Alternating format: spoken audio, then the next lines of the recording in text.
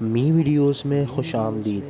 اشفاق احمد کہتے ہیں کہ ہم سمن آباد میں رہتے تھے جو ایک پوش علاقہ تھا۔ وہاں ایک بیوہ خاتون آ کر رہنے لگی جس کے 2 بچے تھے۔ خاتون بہت خوبصورت، نوجوان، ماڈرن تھی اور اس کا انداز رہن سہن خوش شوق اور باقی لوگوں سے مختلف تھا۔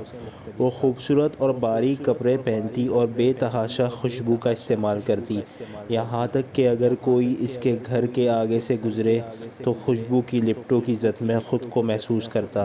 خاتون جاسوسی ادب سے شغف رکھتی تھی اور دن سارا جاسوسی ناول پڑھتی رہتی اور بچوں کو گھر سے نکال دیا کرتی تھی۔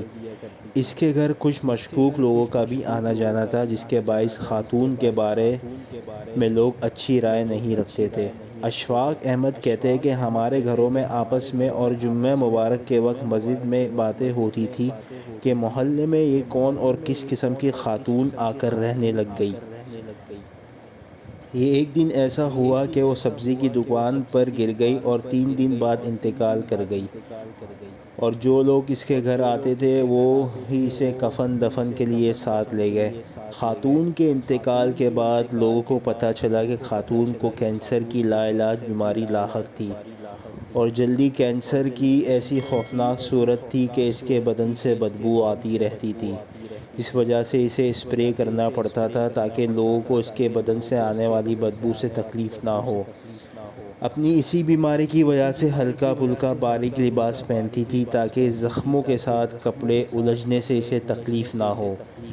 جب تکلیف کی شدت بڑھ جاتی اور وہ درد برداشت نہ کر سکتی تو اپنے بچوں کو گھر سے باہر نکال کر دروازے بند کر لیا کرتی تھی تاکہ اس کے بچے اسے تکلیف میں دیکھ کر بے چین اور پریشان نہ ہو۔ اس کے آگے گھر آنے والا ایک بندہ اس کا دیور تھا، دوسرا اس کا فیملی ڈاکٹر تھا جو اس کی دیکھ بھال پر مامور تھا، اور تیسرا اس کا وکیل تھا۔ آخر میں اشفاق احمد کا کہنا تھا کہ ہمیں تنقید کا کام اللہ پر چھوڑ دینا چاہیے جس نے اسے اس کے لیے ایک وقت مقرر کیا ہے۔